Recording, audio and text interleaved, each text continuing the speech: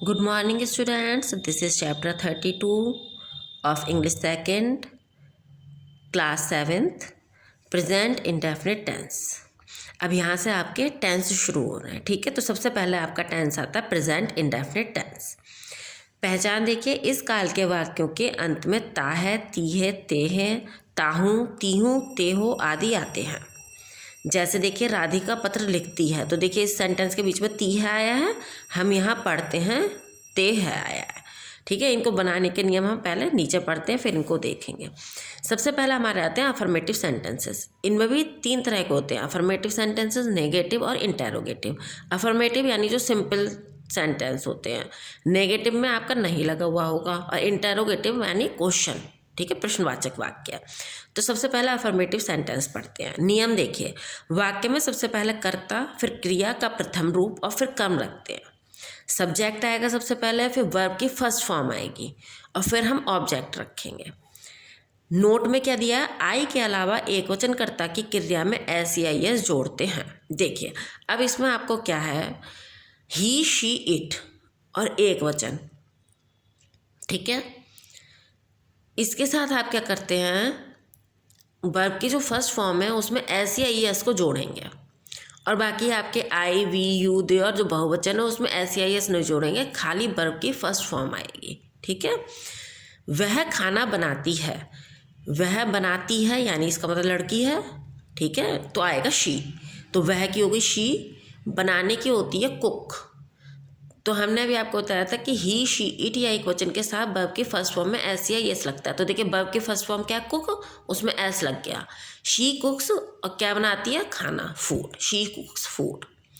मैं स्कूल जाता हूँ, मैं क्या हो गई आई के साथ जाने की होती है गो, और आई के साथ हमने आपको बताया था वर्ब की फर्स्ट फॉर्म में आएगी, तो आई गो टू स्कूल। तो ये आपके बेटा अफर्मेटिव का हो गया आपका। अब इसी में आपका आता है नेगेटिव सेंटेंसेस। निम्न वाक्य में कर्ता, फिर डू या डज प्लस नॉट, फिर क्रिया का प्रथम रूप, फिर क्रम रखते हैं। अब जब हम नेगेटिव बनाएंगे तो सबसे पहला हमारा सब्जेक्ट आएगा, फिर हम डू नॉट या डज नॉट लगाएंगे। डू नॉट या डज नॉट कहाँ लगता है, अभी मैं आपको बताती हूँ। फिर वर्ब की फर्स्ट फॉर्म आएगी। अब इसमें वर्ब की फर्स्ट फॉर्म में एस या एस का चक्कर नहीं है, क्योंकि डू या डज लग गया, ठीक है। केवल आप वर्ब की फर्स्ट फॉर्म का प्रयोग करेंगे सबके साथ, उसके बाद आपका ऑब्जेक्ट आएगा। नोट में क्या दिया है, देखिए आई तथा बहुवचन कर्ता के साथ डू रखते हैं, एक वचन कर्ता के साथ डज रखते हैं। देखिए इन्होंने बता दिया कि डू कहाँ रखते हैं, डज कहाँ रखते हैं। तो ही, शी, इट, ठीक है, ही, शी, इट, और एक वचन के साथ तो आप डज लगाएंगे, और आई, वी, यू, दे और बहुवचन के साथ आप डू लगाएंगे। अब देखिए एग्जाम्पल, रोहित बाजार नहीं जाता है। रोहित, और रोहित के साथ क्या आएगा, डज नॉट। हमने बताया था ना एक वचन के साथ, रोहित डज नॉट, नॉट क्यों आया, नहीं के लिए। गो, अब वर्ब की फर्स्ट फॉर्म आएगी, गो टू मार्केट। किरण पत्र नहीं लिखती है, तो किरण, फिर किरण के साथ भी डज नॉट ही आएगा। लिखने की राइट होती है, राइट आ लेटर। अगर यहाँ पर होता हम पत्र नहीं लिखते हैं तो क्या हो जाता, हम की वी होती है, वी के साथ फिर आता do not, we do not write a letter, okay. अब इसके बाद आता है इंटेरोगेटिव सेंटेंस। इंटेरोगेटिव का क्या नियम है, सबसे पहले डू या डज आ जाएगा, फिर कर्ता, फिर क्रिया की पहली अवस्था, फिर क्रम रखते हैं। यानी जैसा सेंटेंस आप बनाते हैं उसमें डू या डज पहला आ जाएगा, बाकी सेंटेंस आपका वैसे ही रहेगा। यदि प्रश्नवाचक शब्द वाक्य के बीच में आया हो तो उसकी अंग्रेजी डू या डज से पहले रखते हैं। प्रश्नवाचक वाक्य के अंत में प्रश्नवाचक चिन्ह लगाते हैं। ये आपको बिल्कुल ध्यान रखना है कि प्रश्नवाचक शब्द है तो उसके लास्ट में आप प्रश्नवाचक चिन्ह लगाएंगे। देखिए प्रश्नवाचक यानी इंटेरोगेटिव सेंटेंसेस जो है दो तरह के होते हैं। एक तो जिसमें क्या पहला आता है, जैसे क्या हम पढ़ते हैं, क्या हम खाते हैं, इस तरह से। और एक होता है वह कब वहाँ गया था, वह क्यों गया था, यानी कब, क्यों, कहाँ, कैसे, ये आपके सेंटेंस के बीच में आते हैं। तो दो तरह से आपके होते हैं।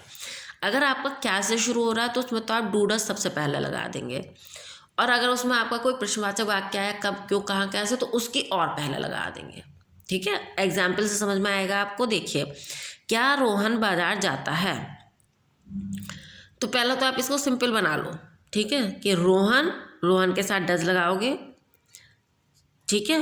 तो डज आ गया, does Rohan go to market. क्या हम यहाँ पढ़ते हैं, हम के साथ आप क्या लगाओगे, वी के साथ डू, तो डू पहले आ गया, डू हम वी रीड हेयर, पढ़ने की रीड हो गई और यहाँ की हेयर होगी, डू वी रीड हेयर। अब देखिए इसमें आपका, मैं आपको एक एग्जाम्पल आपको दिखाती हूँ जिसमें आपका प्रश्नवाचक वाक्य बीच में आया होगा। देखिए, बच्चे क्यों रोते हैं, तो इसमें देखिए क्यों आया है, प्रश्नवाचक शब्द आया है, तो क्यों की सबसे पहले लगा देंगे वाई। फिर बच्चे यानी बहुत सारे बच्चे हैं तो आपको डू लगाना है, वाई डू चिल्ड्रन वीप। ठीक है, तो दो तरह के आपके हो गए, एक तो ये हो गया और एक आपको जो एग्जाम्पल पहले दिया था। ठीक है, अब आप आते हैं नेक्स्ट चैप्टर पर। नेक्स्ट चैप्टर है आपका 33 पास इंडेफिनिट टेंस। ठीक है, वो प्रेजेंट इंडेफिनिट था, ये पास्ट इंडेफिनिट टेंस है।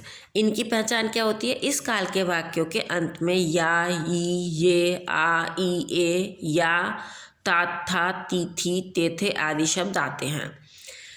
ठीक है, देखिए जैसे रोहित ने पत्र लिखा तो या खा आ गया ना, लड़के क्रिकेट खेलते थे, ते थे आ गया। इससे हम पहचान लेंगे कि पास्ट इंडेफिनिट टेंस का वाक्य है। उसके बाद में इसको बनाने के नियम आते हैं। तो देखिए सबसे पहला अफर्मेटिव सेंटेंस आ गया, सबसे पहला अफर्मेटिव आता है, फिर नेगेटिव आता है, फिर इंटेरोगेटिव आता है। अफर्मेटिव सेंटेंस सबसे पहला कर्ता आएगा, फिर क्रिया की दूसरी अवस्था, फिर कर्म लगते, यानी सबसे पहले सब्जेक्ट, फिर वर्ब की सेकंड फॉर्म और फिर ऑब्जेक्ट आ गया। ठीक है, सबके साथ ही आपको वर्ब की सेकंड फॉर्म का यूज़ करना है, चाहे वो आपका he, she, it, I, we, you, they, singular, plural, कुछ भी है, आपको क्या करना है, बस वर्ब की सेकंड फॉर्म का यूज़ कर देना है सबके साथ। देखिए लड़के मैच खेलते थे, लड़के यानी द बॉयज़, खेलने की होती है प्ले, तो प्लेड, क्योंकि वर्ब की सेकंड फॉर्म आती है, the boys played the match. मैंने एक रबर खरीदी, आई खरीदने की बाय होती है, बी यू बाय, उसकी सेकंड फॉर्म होती है bought, B O U G S T, I bought a rubber. ठीक है, बहुत ही ईजी है। अब हम आते हैं नेगेटिव पर, नेगेटिव सेंटेंसेस। सबसे पहले करता, फिर डिड नॉट, इसमें हम डिड नॉट लगाएंगे। उसमें प्रेजेंट इंडेफिनिट में डू नॉट या डज नॉट लगाया था, इसमें डिड नॉट।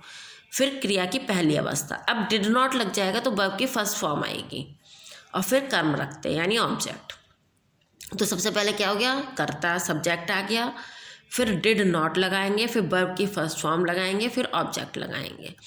देखिए जैसे रोहित ने पत्र नहीं लिखा, तो रोहित डिड नॉट लिखने की होती है राइट, अब वर्ब के हमें फर्स्ट फॉर्म ही लगानी है, सेकंड मत लगा दीजिएगा। तो Rohit did not write a letter. Umesh ने पतंग नहीं उड़ाई, तो उमेश डिड नॉट, सबके साथ आपको डिड नॉट लगाना है, उमेश डिड नॉट उड़ाने की होती फ्लाई द काइट।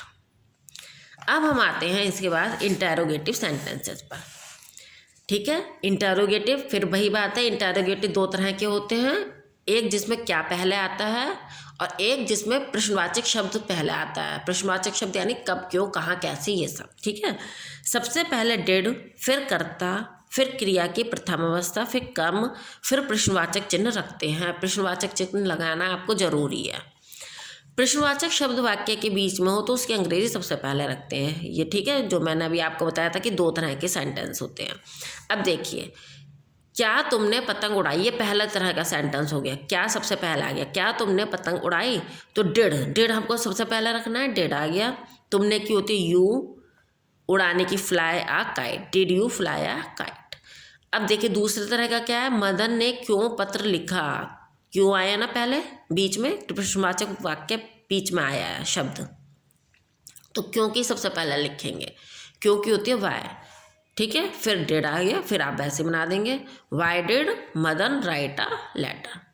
बहुत ईजी है, एक बार आप वीडियो देखिएगा, अपने आप बुक से पढ़िएगा, आपको समझ में आ जाएगा। ठीक है, और ये एक्सरसाइज करने से पहले आप अपने आप करके देखिएगा। ठीक है बेटा।